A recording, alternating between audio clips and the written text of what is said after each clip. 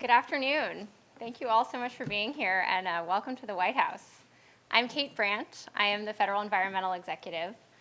This is actually day 4 for me on the job, so this was very fortunate timing. I'm very glad to be able to spend this piece of my first week with all of you. And looking out across the audience, I'm really glad to see so many of our leaders here from the renewable energy community, both our federal agencies, who I know firsthand every day are working to achieve the President's sustainability and climate goals, and as well as our private sector partners, who, without your hard work and your innovation, we wouldn't be building the clean energy economy that we're building today. So thank you for all that you do. I'm also very excited to have with us here Ray Mabus, Secretary of the Navy, who is a true leader within the federal government on clean energy. And he will be talking to us today about the Navy's energy program, as well as what we're doing to implement the President's presidential memorandum and the President's climate action plan. So when President Obama first signed Executive Order 13514 on October 5th, 2009, he declared the federal government must lead by example. And I'm very happy to say that thanks to the work of many of those in this room today and many others, we are making very steady progress towards achieving that goal. We are increasing our renewable energy, both through on-site generation and through renewable energy certificates. We are seeing new and innovative models for deploying renewables through power purchase agreements, through energy performance contracts, and through the use of local and federal incentives for clean energy. As an administration, we remain focused on continuing this progress that we have made and displaying this federal leadership in clean energy and using that to continue to drive down the price of renewables even further. Many of these goals really support the President's efforts to mitigate climate and to make change through our federal action. And today we'll hear about many of those efforts that are already underway. The December presidential memorandum that I mentioned a moment ago committed us to a really exciting and very ambitious goal, which is that by 2020, 20% of the federal government's energy will come from renewable sources. And I was just speaking with our panelists that we'll see earlier from the Army about a very exciting announcement that I know the Army made that continues to contribute to that goal. They're groundbreaking in Fort Huachuca, Arizona, of an 18-megawatt facility. And I understand Secretary Mabus may have some other news for us very soon. And as DOD has done, we really encourage all of our agencies to explore every avenue that we have for deploying renewables, whether that's on federal lands, on our buildings, and on our installations across the country. And one thing that the presidential memorandum focuses on also is exploring opportunities on contaminated lands and on brownfields as other interesting places to look for opportunities for renewables. You also may have heard about the Capital Solar Challenge, which is a piece of our 20% goal. And we are asking agencies throughout the national capital region here to identify opportunities where they may be able to deploy solar on federal buildings, on our military installations, and on publicly assisted housing. The President asked that all of our agencies work with the Department of Energy to identify these opportunities and really try to get this goal done. And as you may know, thanks to the very strong local support we do have here in Washington, we have some of the best opportunities for solar in the country. And what this really means is that federal agencies that are committed to getting this done may actually be able to save money on their utility bills while they're reducing their greenhouse gas footprint. Just a final word, you may have heard the exciting announcement in our portfolio on Friday that the President made out in California, which is that in addition to the $2.7 billion that we have already have in the pipeline towards the President's performance contracting goal from 2011, the President has committed us to an additional $2 billion, which means that by the end of the administration, we will have $4 billion in performance contracting. And a note on that, especially given our topic today, we're really urging our agencies to contemplate opportunities to incorporate renewables into those performance contracts towards our other goal. So now, without further ado, it is my distinct honor and privilege to introduce our keynote speaker, Secretary Ray Mabus, who I have to also confess is my favorite former boss. As a Secretary of the Navy, Secretary Mabus has truly embodied what it means for the federal government to lead by example in the adoption of alternative energy. In 2009, Secretary Mabus established a landmark goal that by 2020, half of the Navy's energy would come from alternative sources. And in 2012, during the State of the Union address, the President highlighted the Navy's commitment to meet 1 gigawatt of their power from renewable sources by 2020. And as you may know, that was met by an additional commitment across the Department of Defense to 3 gigawatts of renewable energy. Under Secretary Mabus's leadership, the Department of Navy has already made enormous progress in deploying renewables on Navy and Marine Corps installations. They have done several exciting projects, including 14 megawatts of solar in China Lake, California, 1.9 megawatts in a waste energy project in Albany, Georgia, and 3.2 megawatts of landfill gas in Miramar, California. So it is my distinct pleasure to welcome Secretary Mabus. Thank you.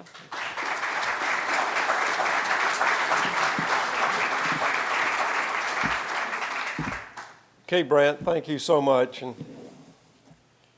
you know, I'm still vaguely unhappy that Kate started in the federal government as a special assistant in Navy, not long after I started, and very quickly became an expert on energy and very quickly demonstrated how good she was.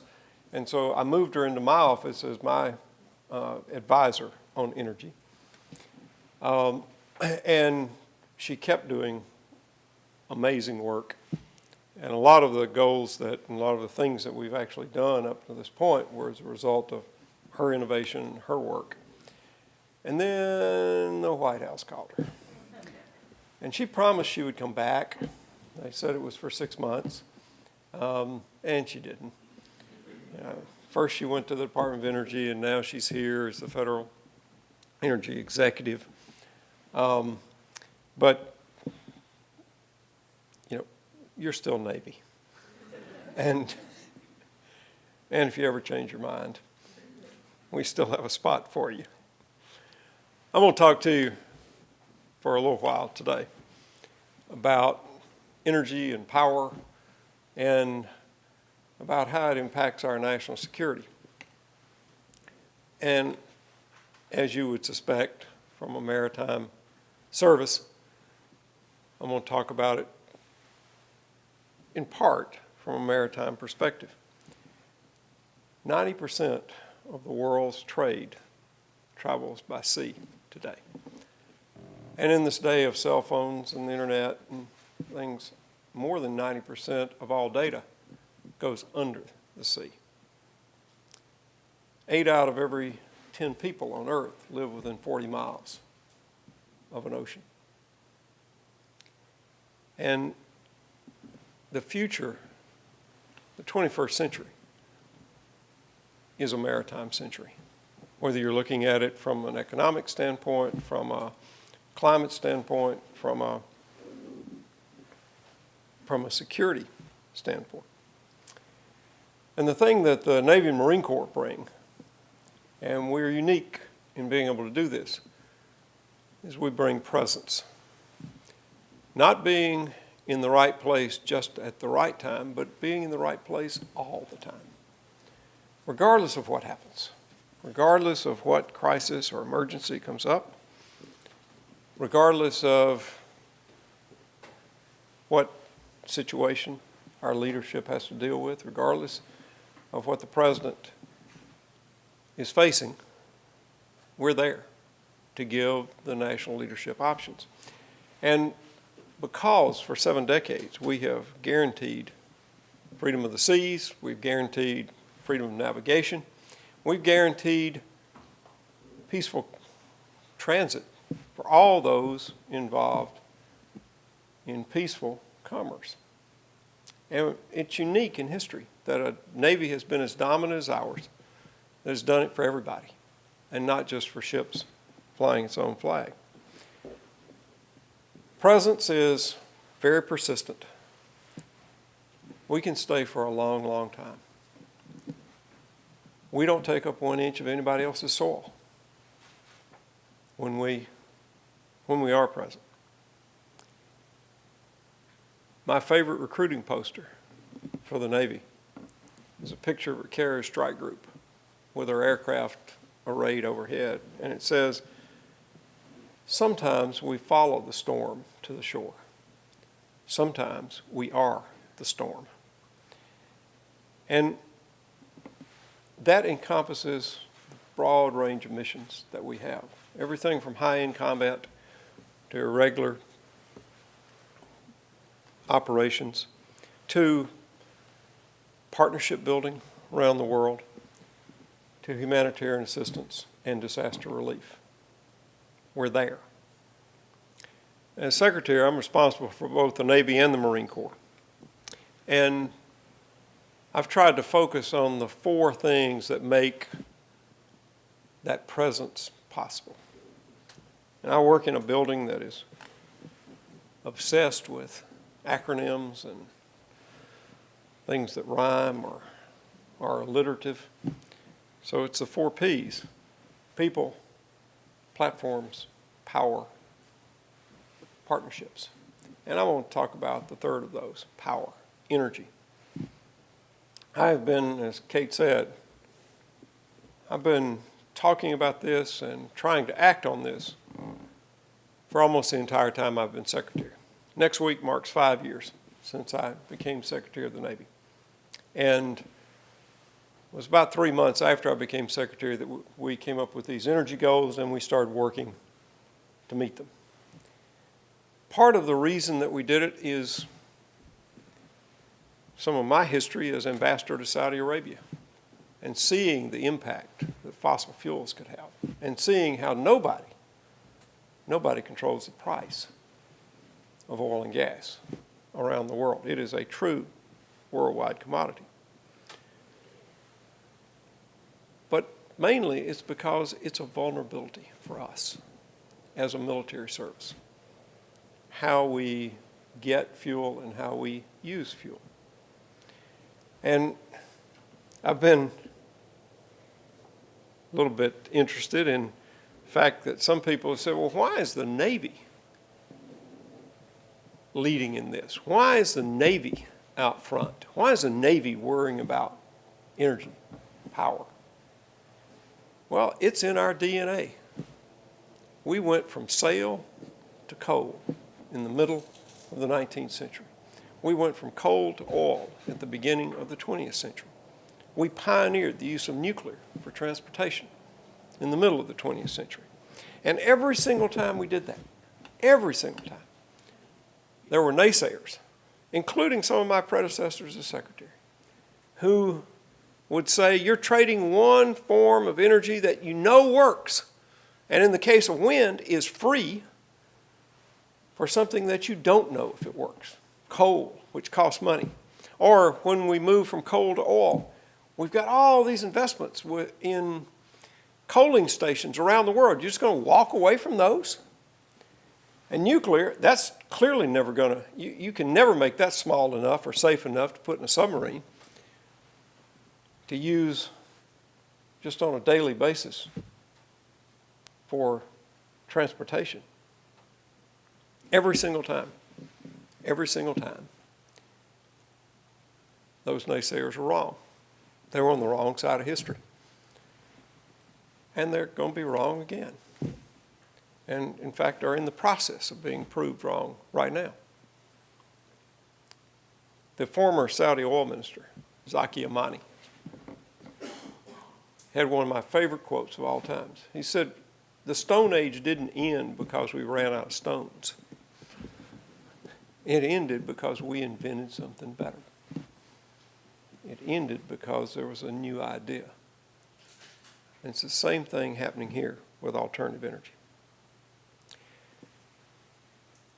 The other thing, oil is a global commodity, as I mentioned. And every time the price of oil goes up $1 a barrel, it costs the Navy and Marine Corps $30 million in additional unbudgeted fuel cost. DOD is the largest single user of fossil fuels on the planet. We spend about $15 billion a year across DOD on fuel. In fiscal 2011 and 2012, the last years we've got complete numbers for, because of price spikes, $3 billion in unbudgeted fuel price increases came in during those 2 years. And even at DOD, it's tough to find $3 billion. There are only a couple of places you can go. One is operations and training. So you can steam less, you can fly less, you can train less. The other is, if the bill just gets too big, you buy fewer platforms. Neither one of those seems like a good idea. There ought to be a different way to do this. And this oil is a global commodity. Oil is traded a lot of times on rumor, speculation. Anytime something happens, Syria, Libya, Ukraine, oil traders put a security premium on the trades of oil. And so that's one reason that we're doing it, to eliminate this vulnerability, to eliminate the price vulnerability. But it's also, energy can and is being used as a weapon. You don't have to look any further than today's headlines to see that. 40% of the natural gas, a third of the oil used by Europe, and half the natural gas used by Ukraine comes from one source. It comes from Russia. So it's a geostrategic thing. It is a matter of security, because even if we do produce every drop of oil and gas that we need in the U.S. for the U.S., we can't control the price. So that's a vulnerability. We can't change our engines to use natural gas on board ship, for example, or in our airplanes. That would be phenomenally expensive to change out those engines now.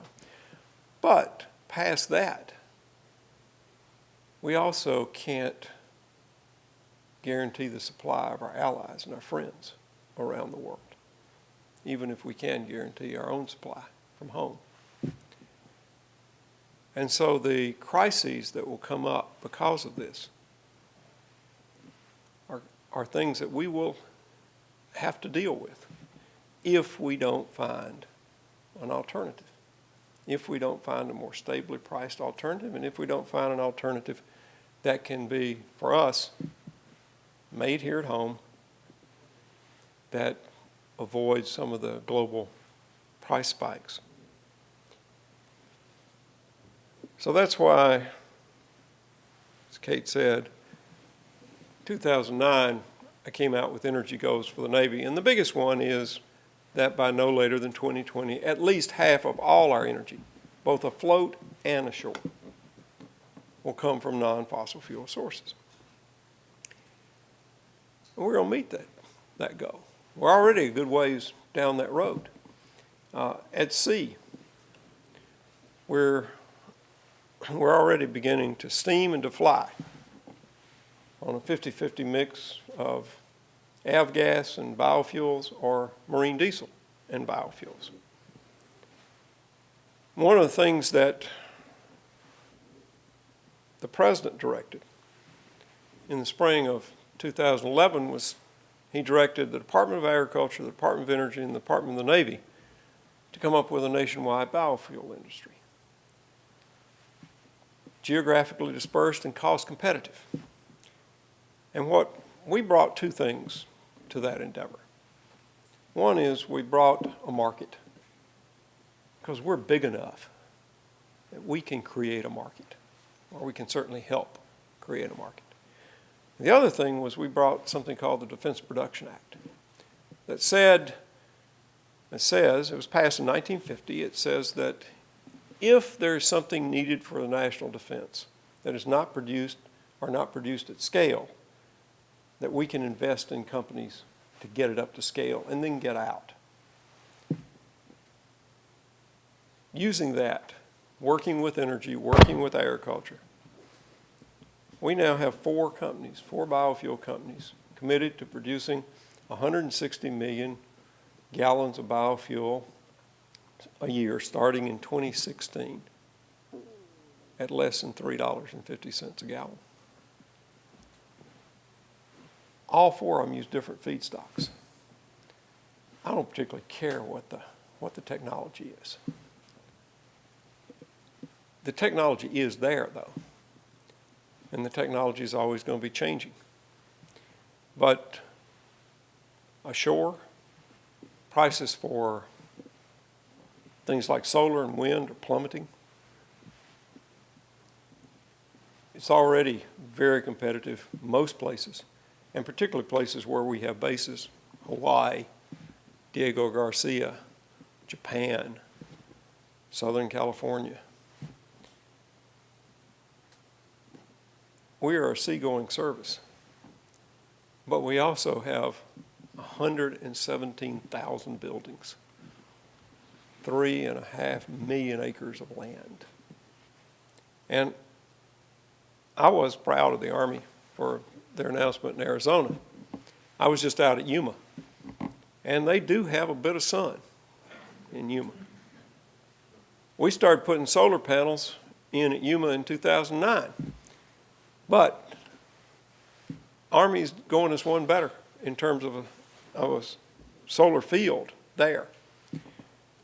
And I actually think that sort of competition is wonderful competition.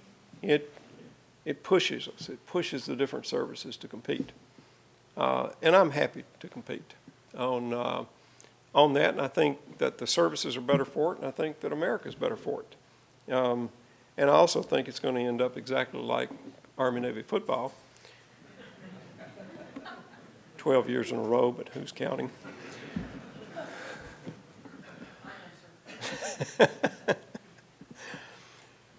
But the 1 gigawatt that Kate mentioned that the President talked about in his 2011 State of the Union is 1 gigawatt of shore-based energy. And we're doing everything from wind, solar, geothermal, hydrothermal, wave, and we're doing it in all sorts of different ways. Power purchase agreements, we're doing off-take contracts, we're being test beds for various technologies. And we're doing this all because it will make us a better military. It will make us more secure. Nobody, when they think, nobody, when they first think of United States Marines, think of ardent environmentalists.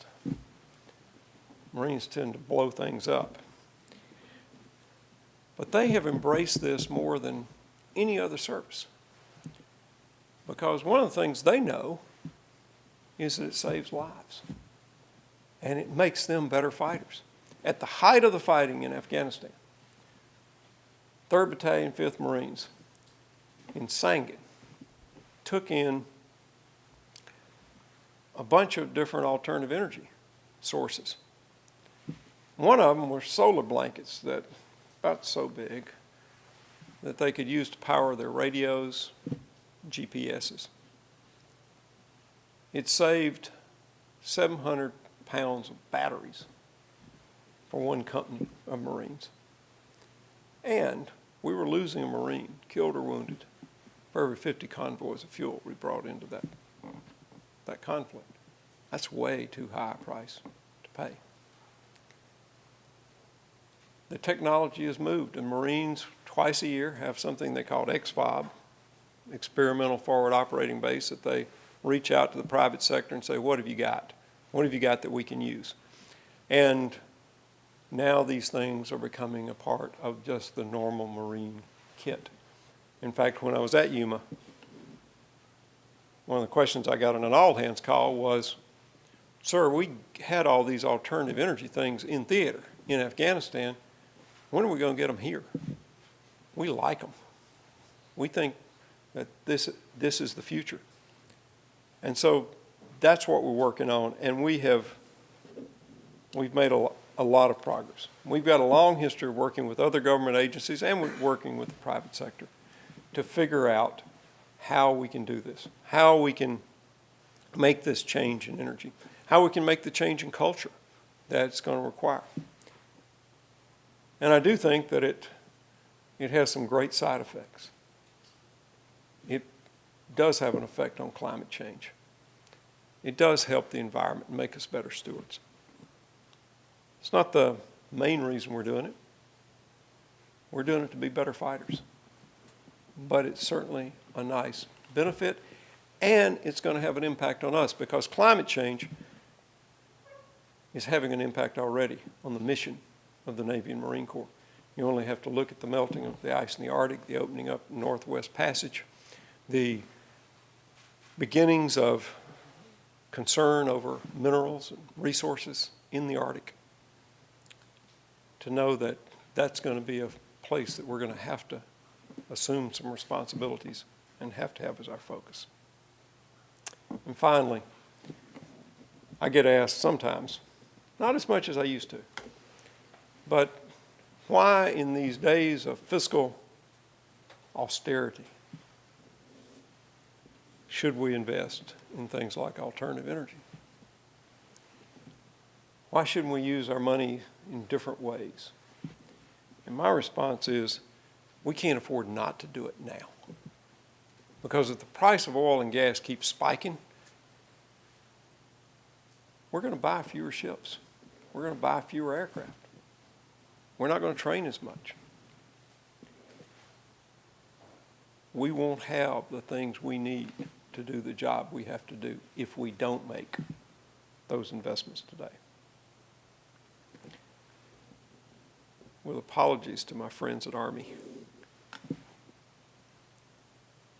one of the things that I'm always reminded of is what the head of a Pacific Navy, one of our allies and our partners, said to me.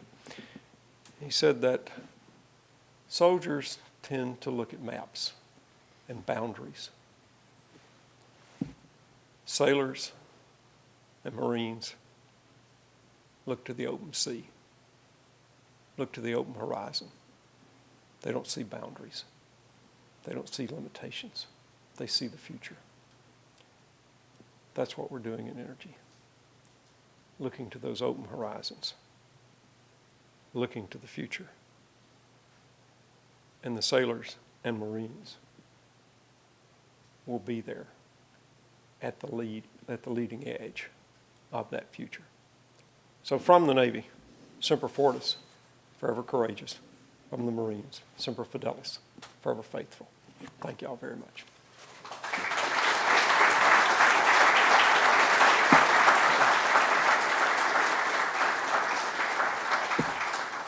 If anybody's got a question, I think I've got time for a couple. If you do have a question, have a microphone. I didn't realize I was quite that convincing. Come on. Questions? There we go.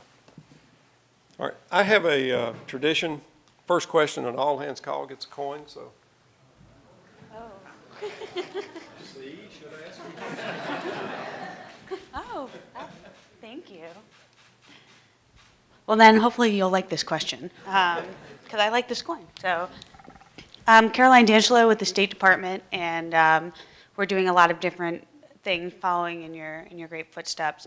I was wondering about what types of challenges you're having deploying renewable energy overseas. I think we have a lot of the same challenges with overseas installation. So I was wondering what you're doing to sort of help or push that process along.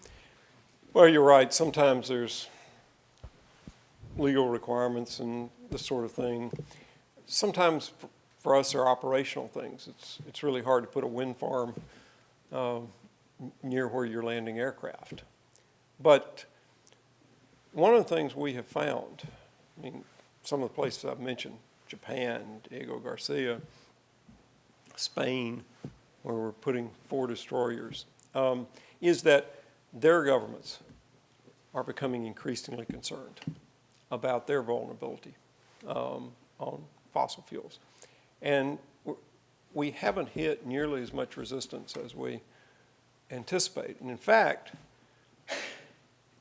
one of the first questions I get asked now as I travel is about energy and is about what the Navy is doing, because we're beginning to sign partnerships around the world on things like biofuels, because we're going to deploy the Great Green Fleet in 2016. We've demonstrated it.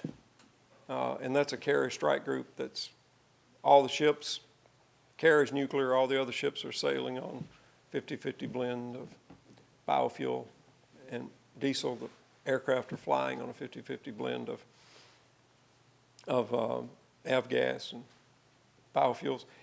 And we're just making that the new normal. But we got to have a place to buy biofuels when we're at sea, when we're deploying this thing. I've signed agreements now with Australia, with Italy. We've got some in the works with several more countries to do that. And I want to do a shout out to both Secretary Clinton and now Secretary Kerry for their work in this, because Secretary Kerry recently has just been talking about this and working on this and saying it is a matter of not just national security, but of global security, and that makes it a lot easier when you talk to these governments. So I think in a lot of cases, a place like Japan, where electricity is so expensive, we're pushing on an open door there, and even in the U.S., places like Hawaii, where they're paying 40, 50 cents per kilowatt hour, there's a lot of eagerness to do this. Thanks. And by the way, I've now traveled to 112 separate countries as secretary. My next new country, I'll pass Secretary Clinton. 835,000 air miles. And those are different countries. That counts Afghanistan as one. I've been there 12 times. That's why I'm tired, and that's why I'm permanently jet lagged. Good afternoon, sir. David McGowan. I'm a consultant to Ms. Simpson and to the Department of Energy on the Renewables Task Force stuff. As you're here, I'll go straight and ask you, in terms of when we're looking for renewables such as solar on our bases, what's your perspective on the energy security aspects of providing that to the base? Help me out a little bit here. In what sense? Well, as we follow the mission of driving for renewables, and let's say we put a 20 megawatt solar at Miramar or something like that, and we're asked to provide an energy security component of that, we're displacing some of the traditional utility brown power and integrating that within the base's grid. And each of us try to get a definition of what, for the military, is energy security by having solar or geothermal or wind on the base. And I'm wondering if you've thought through that aspect of it as well. Yeah, one of the main things that we're working on there is microgrids, is having the ability to pull ourselves off the grid in case something happens to the grid, because we've still got to do our military jobs, and to try to cluster our bases. You mentioned Miramar. We've got an awful lot of bases very close to each other, Marine and Navy, in Southern California, for example. Same thing in Hawaii, same thing in Florida, same thing in Virginia. And to cluster those bases using different forms of alternative energy. So if you've got a solar array at 29 Palms, for example, our Marine base, and it's producing more power than you can use, can we get it to San Diego in the off-peak hours? Can we use wind from San Diego for some of the other bases? How can we do that? How can we integrate that? And so we are doing a lot of work on those microgrids and on the energy security part. And California has been a pretty good state to work with, because they have their own alternative goals that we can help them reach. And so we've been working with the power companies there, that we're not working at cross purposes with them. We're actually going to help them, I think, make their goals. And so in terms of the energy security, if you're on our base, that's sort of almost a natural. if you're providing power through a power purchase agreement or something, and you've done it near the base, then we're going to work on that in terms of how can we separate it out from the grid? How can we do a microgrid? How can we guarantee the supply of that if something happens to the larger grid?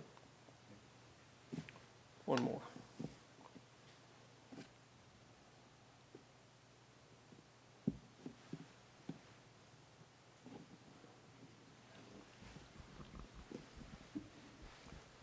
Sir Commander, retired Navy. Waste heat in the last presidential memorandum was classified as renewable energy, thermal energy. Does the Navy yet have a position? It's a way to jumpstart conservation as a renewable source, and it could be in the RPS for utilities like in Ohio and some other places as well. Has the Navy got a policy yet? Well, I think the Navy policy is just what I said. We're pretty neutral on the source. If you can show it works. We've got I think basically 3 requirements. One is that it be a drop-in fuel if you're going to use it for ships or aircraft or even for generators on bases. We can't change our engines. Second, that it not take any land out of food production. And third, that it be cost competitive with whatever it's replacing. And so far, we found all sorts of technologies that meet those 3 requirements. For any one specific one, if it meets those 3 requirements, then I guess we have a position for it. But we don't tend to say this is what we're looking for. We just say this is the type of energy we're looking for. Here are the requirements for it. Whatever technology you've got, we're happy to take a look at. And as technology changes, I mean, we're on 3rd generation biofuels right now, for example.